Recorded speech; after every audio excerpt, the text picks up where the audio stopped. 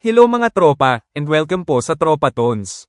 Mahilig ka ba mangolekta ng mga iba't ibang barya? Balak mo din bang maging kolektor ng mga rare na coins? Karamihan sa mga kolektor ay hindi man lang makakakita ng mga bihirang barya na nagkakahalaga ng milyon-milyong dolyar, lalo na ang magdagdag ng isa sa kanilang mga koleksyon. Ngunit hindi natin maiwasang magtanong, ano ang pinakamahal na barya sa buong mundo? Ang 1933 Double Eagle ay maaaring may ganitong pagkakaiba. Ang 1933 ay itinakda upang maging huling gold double eagle na ginawa sa serye.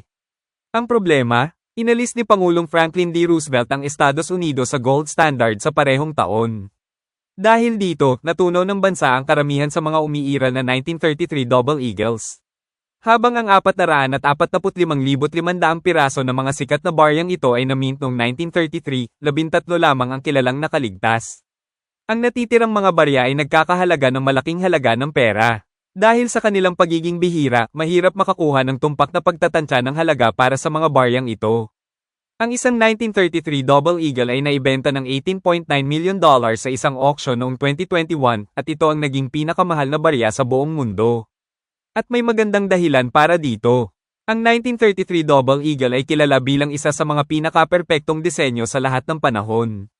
Malamang na ito rin ang nag-iisang barya ng kanyang uri at anumang umiiral ay hindi legal na pag-aari.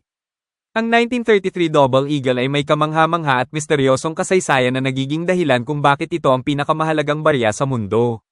So mga tropa, sana po may bagong kayong natutunan sa ating video. If you like the video, kindly like, share and subscribe po sa Tropa Tones and turn on the notification bell para lagi kang updated sa mga bagong kaalaman. Once again, maraming salamat po sa panonood sa Tropa Tones and see you sa aming mga future uploads. Hanggang sa muli mga tropa!